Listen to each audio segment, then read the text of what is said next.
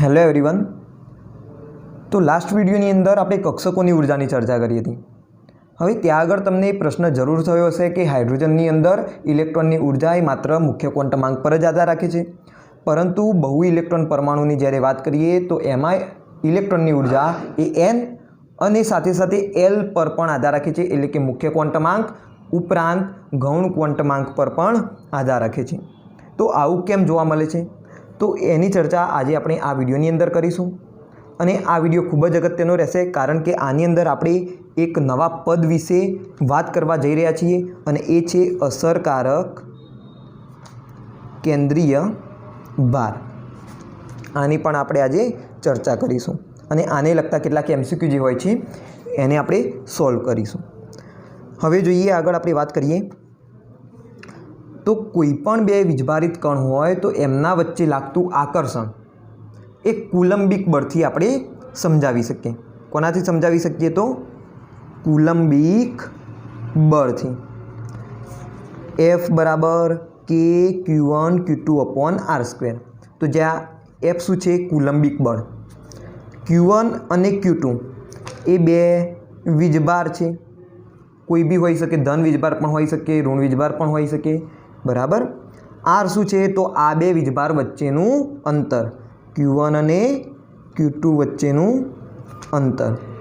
જ્યારે આ તમને K દેખાય છે એને કહેવામાં આવે છે કુલંબનો અચળાંક। તો આ ઇક્વેશનથી શેનો ખ્યાલ આવે? તો કોઈ પણ બે વીજભારિત કણ હોય તો એમના વચ્ચે કેટલું આકર્ષણ બળ લાગે છે એના વિશેનો આના પરથી ખ્યાલ આવે। તો આ જે કુલંબિક બળ છે એના વિશે તમે ડિટેલમાં ફિઝિક્સમાં ભણશો ધોરણ 12ની અંદર, તો એની હાલ કોઈ ચિંતા કરવાની જરૂર નથી, બરાબર। તો અહીંયા આગળ માની લો કે કેન્દ્ર છે,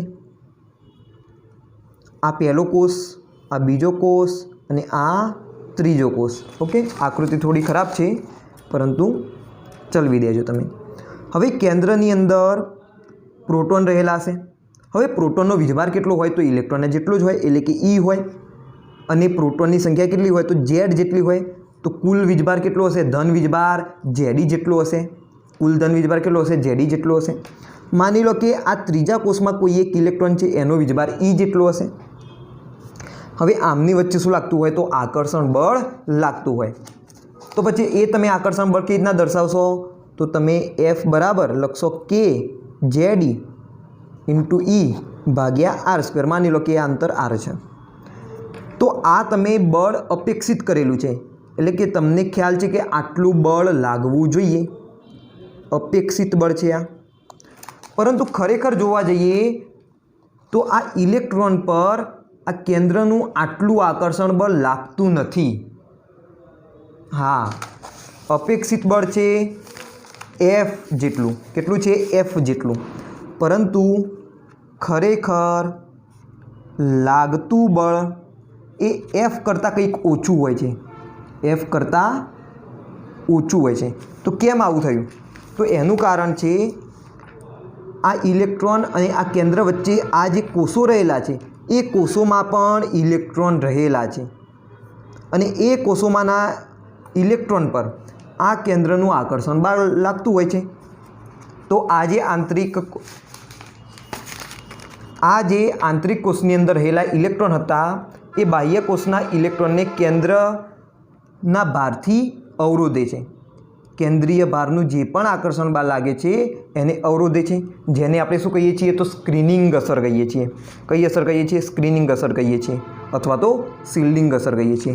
એક પડદા જેવી રચના કરી દેશે, કારણ કે જે આ ZE ભાર હતો એ આમાં પણ વપરાવાનો, આના પણ વપરાવાનો, અને આના માટે પણ વપરાવાનો। તો હવે જે આના ઉપર ZE જે વપરાય છે, જે આના પર આકર્ષણ બળ લાગે છે, એ પૂરેપૂરો ZE લાગતો નથી, એનો કંઈક નાનો ભાગ જ આના પર લાગતો હોય છે। એનું કારણ તો આ આંતરિક કોષમાં રહેલા ઇલેક્ટ્રોન। ચલો, તો આંતરિક કોષના ઇલેક્ટ્રોન, આંતરિક કોષમાં રહેલા ઇલેક્ટ્રોન બાહ્ય કોષના ઇલેક્ટ્રોનને કેન્દ્રીય ભારના આકર્ષણથી અવરોધે છે, એક સ્ક્રીન જેવી અસર કરશે. આ અસરને સ્ક્રીનિંગ ઇફેક્ટ એટલે કે સ્ક્રીનિંગ અસર અથવા શિલ્ડિંગ અસર કહે છે. શિલ્ડિંગ અસર કહે છે. અને બાહ્ય ઇલેક્ટ્રોન જે ધનભાર અનુભવે છે તેને અસરકારક કેન્દ્રીય ભાર કહે છે. શું કહે છે? એને અસરકારક કેન્દ્રીય ભાર કહે છે, જેને આપણે ઝેડ ઇફેક્ટિવ ઈ વડે દર્શાવીએ છીએ. એટલે કે હવે ઝેડી જેટલો ધનભાર એ અનુભવશે નહીં, ઝેડી કરતાં નાનો એવો ધનભાર એ અનુભવશે, જેને આપણે કહીએ છીએ ઝેડ ઇફેક્ટિવ ઈ. આ એની સંજ્ઞા છે. તો ખરેખર જે બળ લાગતું હોય, ખરેખર લાગતું બળ એફ એ કેટલું હશે? તો કે Z effective e into e divided by r square જેટલું હશે. બરાબર? પૂરેપૂરો ઝેડી આવશે નહીં, ઝેડીનો કોઈક નાનો ભાગ જ આ અનુભવતો હશે. ખ્યાલ આવી ગયો? તો અહીંયા આગળ તમે કહી શકો ઝેડ ઇફેક્ટિવ ઈ છે એ કેટલા હશે? તો ઝેડી કરતાં ઓછા હશે. બરાબર? કંઈ પણ મૂલ્ય હોઈ શકે, પરંતુ ઝેડી કરતાં ઓછા હશે. તો આ એક અગત્યની બાબત હતી અસરકારક કેન્દ્રીય ભાર વિશેની. બરાબર? ફરીથી એકવાર આપણે થોડું સમજી લઈએ. તો અહીંયા આગળ ઝેડી જેટલો શું હશે? ધન વીજભાર હશે. આ હશે ઇલેક્ટ્રોન, એનો વીજભાર હશે ઋણ ઈ જેટલો. આમની વચ્ચે આકર્ષણ બળ લાગતું હોય, પરંતુ આકર્ષણ બળ એ કે ઝેડી ઈ અપોન આર સ્ક્વેર જેટલું લાગતું નહીં હોય. એનું કારણ તો આ વચ્ચેના જે ઇલેક્ટ્રોન હોય, આંતરિક કોષમાંના જે ઇલેક્ટ્રોન હોય એ શું કરશે? સ્ક્રીનિંગ અસર કરશે, શિલ્ડિંગ અસર કરશે. અને એના કારણે આ એફ જેટલું બળ નથી લાગતું, પરંતુ એફ કરતાં કંઈક ઓછું બળ લાગતું હોય છે. બરાબર? કેમ કે આ ઝેડી છે, તો ઝેડી આના માટે પણ વપરાવાનો, આના માટે પણ વપરાવાનો, તો પછી આના માટે પણ વપરાશે, પરંતુ એ કંઈક થોડો ઓછો વપરાશે. ખ્યાલ આવી ગયો? તો એ અહીંયા આગળ શું છે? સ્ક્રીનિંગ અસર છે. અને જે અસરકારક જે ધન વીજભાર અનુભવે છે એના આપણે કહીએ છીએ અસરકારક કેન્દ્રીય ભાર ઝેડ ઇફેક્ટિવ ઈ. ઓકે. હવે અગત્યની વસ્તુ એ છે કે આ ઝેડ ઇફેક્ટિવ ઈ કેટલાક પરિબળો ઉપર આધાર રાખે છે, અને એ પરિબળો આપણે ખાસ સમજવાના છે. ચલો, તો ઝેડ ઇફેક્ટિવ ઈ પર અસર કરતા પરિબળો. તો પહેલી વાત કરીએ કેન્દ્રથી અંતરની. પહેલું પરિબળ છે કેન્દ્રથી અંતર. તમે જ વિચારો, કેન્દ્રથી જેમ અંતર વધશે તો શું થશે? ઝેડ ઇફેક્ટિવ વધશે કે ઘટશે? તો ઝેડ ઇફેક્ટિવ ઈ ઘટશે. કેમ? કારણ કે અંતર વધુ એનો મતલબ કે અંદરના જે કોષો વધારે પ્રમાણમાં આવશે, એટલે કે વધુ ઇલેક્ટ્રોન આંતરિક કોષમાં આવશે. વધુ ઇલેક્ટ્રોન આંતરિક કોષમાં આવશે તો સ્ક્રીનિંગ અસર વધારે થશે. અંતર વધશે તેમ સ્ક્રીનિંગ અસર વધશે. અને જો સ્ક્રીનિંગ અસર વધે તો પછી ઝેડ ઇફેક્ટિવ ઈ ઘટશે. જે અસરકારક ધન વીજભાર છે, જે અસરકારક કેન્દ્રીય ભાર છે એમાં ઘટાડો થશે. હવે અંતર વિશેની માહિતી કોણ આપે આપણને? તો મુખ્ય ક્વોન્ટમાંક એન આપશે. મુખ્ય ક્વોન્ટમાંક એને અંતરની માહિતી આપશે. એનો મતલબ એમ થયો કે એન વધે તેમ ઝેડ ઇફેક્ટિવ ઈ ઘટે છે. તો આ તમારે ખાસ યાદ રાખવાનું. જેમ જેમ એન વધતા જશે, પહેલો કોષ, બીજો કોષ, ત્રીજો કોષ, ચોથો કોષ, તેમ તેમ ઝેડ ઇફેક્ટિવ ઈ ઘટતા જશે. ખ્યાલ આવી ગયો? બરાબર? તો માની લો કે આપણે એક્ઝામ્પલ તરીકે લઈએ 1s કક્ષક અને 2s કક્ષક. મારે 1s અને 2s માટે ઝેડ ઇફેક્ટિવની વાત કરવી છે. અસરકારક કેન્દ્રીય ભાર કોના માટે વધુ હશે અને કોના માટે ઓછો હશે? તો તમે સરળતાથી કહી શકો આ છે એનનું મૂલ્ય 1, અહીંયા છે એનનું મૂલ્ય 2, એટલે કે 1 એ કેન્દ્રની વધારે નજીક હશે, તો સ્વાભાવિક વસ્તુ છે કે કેન્દ્રનો ભાર વધારે એને લાગુ પડતો હશે, વધારે આકર્ષાયેલો હશે કેન્દ્રથી. તો ઝેડ ઇફેક્ટિવ ઈ કોના માટે વધારે હશે? તો 1s માટે વધારે હશે 2s કરતાં. ચલો, એવી રીતે એક્ઝામ્પલ તરીકે આપણે લઈ શકીએ 5p એન્ડ 3p. तो आनी अंदर स्वाभाविक वस्तु है n बराबर 3 अहींया आगळ n बराबर 5 है तो त्रीजी कोष एटले के त्रीजी कक्षा अथवा तो त्रीजो कोष ए केंद्रनी वधु नजीक हशे अने ए वधारे जेड इफेक्टिव ई अनुभवतो छे एटले के असरकारक केंद्रीय भार 3p में वधु हशे 5p माटे ओछो हशे। तो आ रीते तमे कम्पेरिजन करी शको अने आने लगता एमसीक्यू आवा पूछाता होय छे। चलो तो होमवर्कनी अंदर तमे लखजो मानी लो कि 3D है अने 4p है। आनी बात करजो तमे 2s अने 4f नी बात करजो तमे। तो आना माटे जे पण जवाब आवे ए होमवर्कनी अंदर तमारे लखवानुं रहेशे अने कमेंट बॉक्सनी अंदर पण जरूरथी लखजो। चलो बीजा परिबळनी बात करी लईए आपणे। तो अहींया आगळ आपणे बात करी जुदा जुदा कोषनी, पहलो कोष, बीजो कोष, त्रीजो कोष। हवे एक ज कोषनी अंदर रहेला पेटाकोषोमां पण जेड इफेक्टिव ई अलग अलग होय छे, कारण के एमांना रहेला इलेक्ट्रॉन वच्चे शुं होय छे तो अपाकर्षण लागतुं होय छे। ओके, तो एमां पण शुं हशे जेड इफेक्टिव ई अलग अलग हशे अने ए आकार पर आधार राखशे। कोना पर आधार राखशे तो जे पण पेटाकोष हशे एना आकार पर आधार राखशे। एटले के एक ज कोषना पेटाकोषो माटे जेड इफेक्टिव ई केवा होय छे तो अलग अलग होय छे। एटले के पेटाकोषो पर पण आ जेड इफेक्टिव ई आधार राखशे अने कोना पर खास आधार राखशे तो आकारना लीधे एवुं होय छे। कोना पर आधार राखशे आकार पर। हवे तमे विचारो एस माटे, एसनो आकार केवो होय तो गोळाकार होय।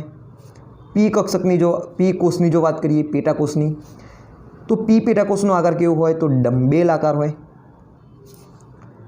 हवे गोळाकार आकार होय तो एस कक्षकमां रहेलो इलेक्ट्रॉन एक केंद्रनी वधु नजीक समय वधारे वितावशे, पोतानो वधारे समय केंद्रनी नजीक वितावशे। जे पी कक्षक होय ए वधु फैलायेली हशे एटले एनो जे केटलोक भाग हशे ए केंद्रथी वधु दूर हशे अने एटले इलेक्ट्रॉने एस कक्षक करता ओछो समय केंद्रनी नजीक वितावतो होय छे। तो केंद्रनी वधु नजीक होय तो आकर्षण वधारे होय, आकर्षण वधारे होय तो जेड इफेक्टिव ई वधारे होय। तो एस में जेड इफेक्टिव ई पी करता वधारे हशे एटले के असरकारक केंद्रीय भार एस में वधु हशे, पी में ओछो हशे। डी के जेनो आकार डबल डंबेल छे ए वधु फैलायेली होय छे डी करता तो एमां जेड इफेक्टिव ई ओछा हशे। एफ ए आना करता पण वधु फैलायेली होय, एनो आकार बहु जटिल होय, बरोबर, एनो आकार केवो होय तो जटिल आकार होय अने ए डी करता पण वधु फैलायेली होय अने एना कारणे जेड इफेक्टिव ई डी करता एफ में ओछा हशे। एनो मतलब एम थयुं कि जेड इफेक्टिव ई नी जो बात करीए आपणे एस पी डी एफ कक्षकोनी अंदर तो एस में वधु केंद्रीय भार अनुभवाशे, पी में एनाथी ओछो हशे, डी में पी करता पण ओछो हशे अने एफ में डी करता पण ओछो केंद्रीय भार अनुभवाशे इलेक्ट्रॉन द्वारा, बराबर। तो आ तमारे क्रम याद राखवानो। पेटाकोषो माटे सौथी वधु असरकारक केंद्रीय भार क्या जोवा मळशे तो एस कक्षक में जोवा मळशे, पछी पी में, पछी डी में, पछी एफ में, पछी आ रीते क्रम आगळ आगळ चालतो रहेशे। ओके, चलो एक्जाम्पल तरीके आपणे वात करीए। मानी लो कि 3s कक्षक है अने 3p कक्षक है तो आना माटे कोषनु मूल्य तो सरखुं ज छे, n बराबर 3 ज छे बंने में। एनो मतलब कि केंद्र थी एप्रोक्सिमेटली अंतर जे छे ए सरखुं हशे। तो हवे कोण असर करशे तो एमनो आकार असर करशे, ए केवी रीते फैलायेला छे केंद्रनी आसपास ए एना पर असर करशे। एटले कि आपणे हवे जोवाना पेटाकोषो एटले कि एस अने पी। तो तमने ख्याल छे कि एस तो केंद्रनी वधु नजीक हशे इलेक्ट्रॉन वधारे समय माटे, तो पछी शुं थशे असरकारक केंद्रीय भार 3s में वधु जोवा मळशे कम्पेर टू 3p। ख्याल आवी गयो? अहींया कोनी वात करी रह्यो छुं हूँ?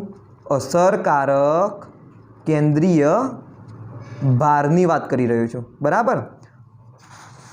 चलो एवी रीते एक बीजું एग्जाम्पल लईए। मानी लो कि छे 2p 3d 5d and 5s आ रीतનું કોઈ एग्जाम्पल છે અને એમ પૂછેલું છે કે જેડ ઇફેક્ટિવ ઈ એટલે કે અસરકારક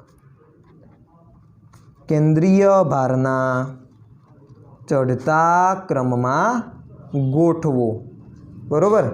મતલબ કે કોના માટે અસરકારક કેન્દ્રીય ભાર વધુ હશે, કોના માટે અસરકારક કેન્દ્રીય ભાર ઓછો હશે, એ તમારે અહીંયા આગળ શોધવાનું અને ચડતા ક્રમમાં ગોઠવવાનું।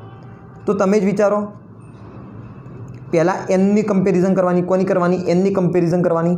જેના માટે એન સરખા હોય એમાં તમારે એલની કમ્પેરિઝન કરવાની, એટલે કે પેટાકોષોની કમ્પેરિઝન કરવાની। સિમ્પલ આ ટ્રીક તમારે યાદ રાખવાની। ચલો વાત કરીએ, એનનું મૂલ્ય ઓછું હોય, એનનું મૂલ્ય ઓછું હોય તો પછી ઝેડ ઇફેક્ટિવ વધુ હશે, એટલે કે 2Pના ઝેડ ઇફેક્ટિવ અસરકારક કેન્દ્રીય ભાર વધુ અનુભવશે। એના કરતાં 3Dમાં રહેલો ઇલેક્ટ્રોન ઓછો કેન્દ્રીય ભાર અનુભવશે, અને એના કરતાં કોણ આવશે? તો 5D અને 5S આવશે। હવે 5D અને 5Sની અંદર કોનામાં અસરકારક કેન્દ્રીય ભાર વધારે હશે? તો 5Sમાં વધારે હશે। કેમ? કારણ કે S એ ઓછી ફેલાયેલી હોય કમ્પેર ટુ D કક્ષક, તો આવશે 5S અને પછી આવશે 5D। તો જુઓ, ચડતા ક્રમમાં આપણે ગોઠવી દીધા। જેમ જેમ આ તરફ જતા જઈશું તેમ તેમ અસરકારક કેન્દ્રીય ભાર વધતો જશે। તો 2Pમાં રહેલો ઇલેક્ટ્રોન પર અસરકારક કેન્દ્રીય ભાર વધુ હશે કમ્પેર ટુ 3D, 3Dમાં રહેલા ઇલેક્ટ્રોન પર અસરકારક કેન્દ્રીય ભાર વધુ હશે કમ્પેર ટુ 5S, અને 5Sમાં રહેલો જે ઇલેક્ટ્રોન હશે એના પર લાગતું જે અસરકારક કેન્દ્રીય ભાર હશે એ 5D કરતાં વધારે હશે। તો ખ્યાલ આવી ગયો? તો પહેલાં N જોવાના, જો Nનું મૂલ્ય ઓછું તો અસરકારક કેન્દ્રીય ભાર વધુ। N સરખા હોય તો શું જોવાના? પેટાકોષો। જો પેટાકોષો Lનું મૂલ્ય ઓછું તો પછી અસરકારક કેન્દ્રીય ભાર વધુ। આ રીતે તમે યાદ રાખી દો। ખ્યાલ આવી ગયો? તો આ રીતે તમારે MCQ સોલ્વ કરવાના। તો આ રીતના MCQ પૂછાઈ શકે છે। ચલો, હોમવર્કની અંદર તમે લખવાનું ભૂલતા નહીં। હોમવર્ક